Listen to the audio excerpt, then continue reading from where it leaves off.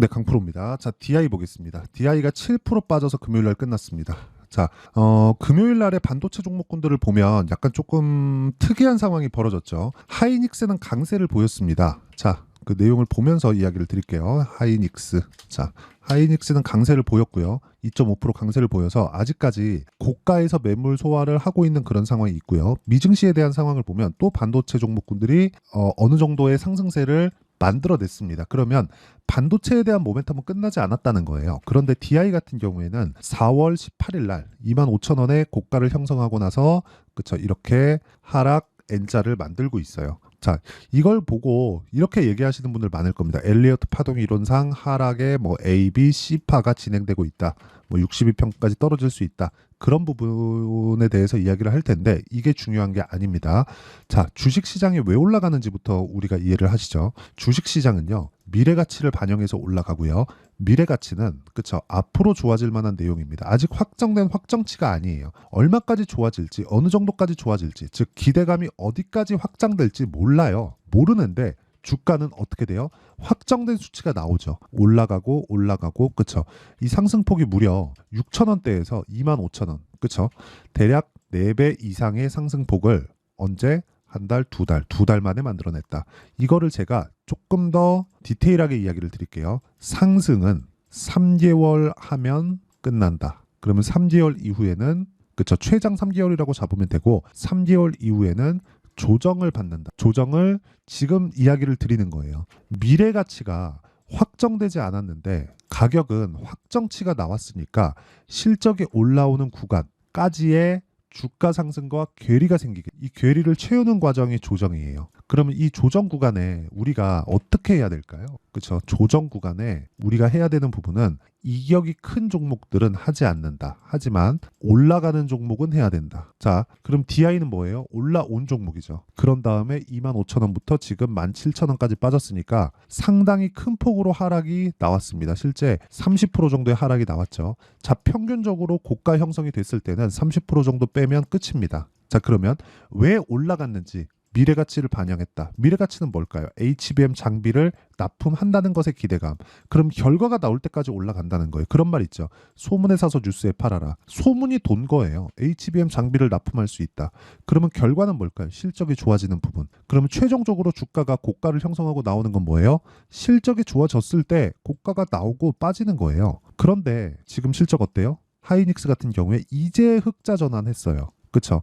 이제 첫 분기 흑자 전환을 했습니다. 그럼 DI는 어떨까요? DI 같은 경우에도 적자예요. 실적이 좋지 않습니다. 그래서 올라가요. 그래서 우리가 실적 좋은 종목들을 찾아다니잖아요. 그러면 어려워질 수밖에 없는 겁니다. 그래서 실적이 좋은 종목을 매매하지 마세요. 기대감이 좋은 종목을 매매하는 겁니다. 자, 그러면 제가 DI를 뭐 기대감이다, 앞으로 좋아질 만한 내용이 있다, HBM이다 여러 가지 이야기를 드렸는데 정확하게 우리가 언제부터 공략을 해야 되는지 그 내용부터 이야기를 드리도록 하겠습니다. 자, 내용 보시면 에브리 보십니다. 어디에요? 신고가 구간에서 공략했을 때 47% 정도의 수익. 그쵸? 정확하게 4일 걸렸죠. 그리고 내가 팔고 나서도 추가적으로 상승했고 급락하고 이제 반등 구간을 만들어냅니다. 자, 그리고 DI를 말씀드렸으니까 DI 같은 경우에도 어때요? 올라가는 모든 구간을 내가 수익으로 만들 수는 없습니다.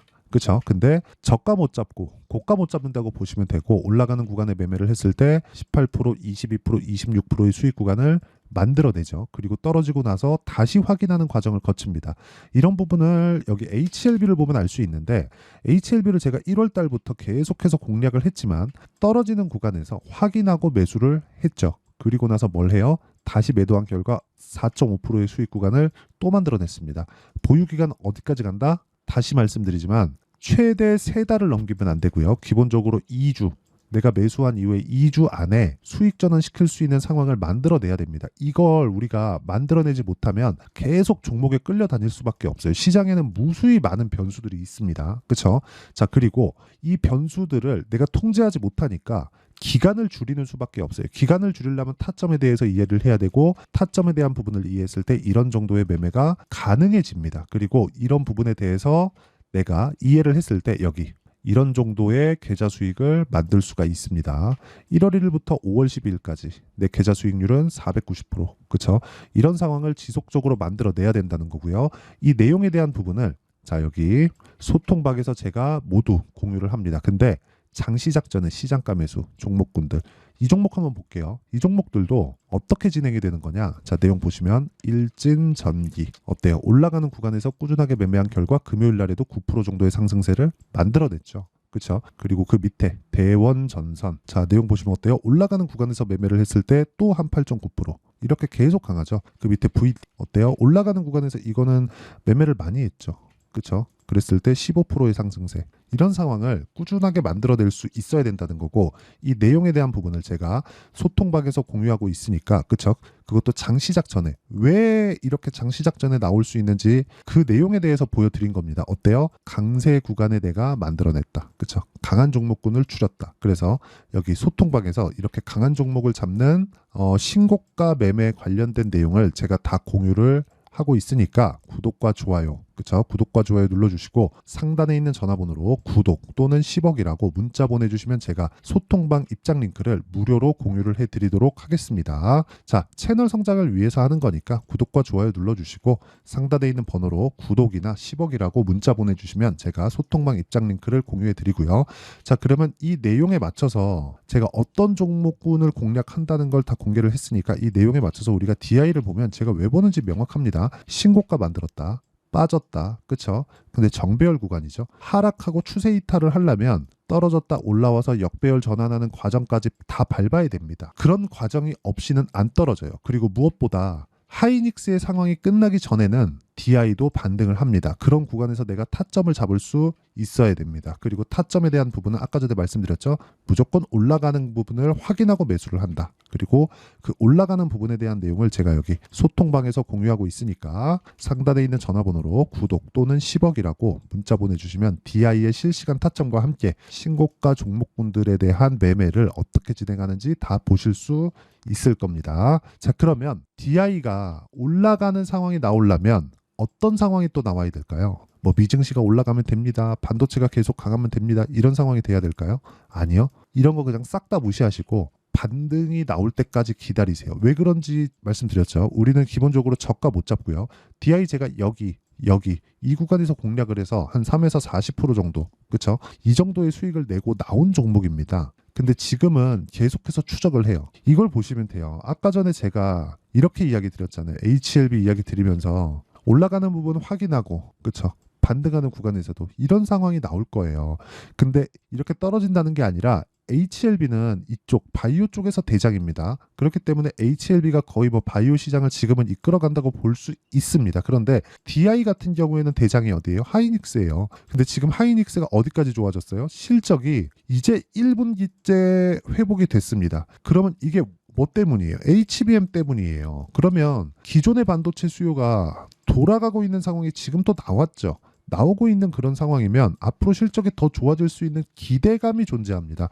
그럼 기대감에 의해서 주가 올라간다 그랬잖아요. 하이닉스가 꺾일 때까지 우리는 DI의 타점을 잡으면서 기다리면 돼요. 근데 이 부분에 대한 확인이 필요하다고 말씀을 드린 겁니다. 그리고 이 확인이 필요한 것에 대한 타점을 제가 소통방에서 공유를 한다는 거고, 이 타점에 대한 이해를 하기 위해서 원리가 있겠죠. 그 원리에 대한 부분은 여기 DI의 가격과 단기 보유 전략, 그리고 최근에 반도체 종목군들의 변동성이 굉장히 크기 때문에 DI의 실시간 타점을 제가 문자로 공유를 해드리도록 할 테니까 상단에 있는 전화번호로 DI라고 문자 보내주시면 제가 가격과 단기 보유 전략과 함께 실시간 타점을 공유해 드리도록 하겠습니다. 자, 내용 정리하면 그렇습니다. DI를 포함해서 어떤 종목이든 미래 가치를 반영하는 주식시장의 특성을 가지고 있고 실적이 나오면 끝이다. 그런데 이제 하이닉스가 실적이 첫 분기째 돌아섰다. DI가 HBM 장비를 납품한다 안 한다는 사실상 그렇게 중요한 게 아니에요. 그게 결과가 나오면 떨어질 가능성이 더 큽니다.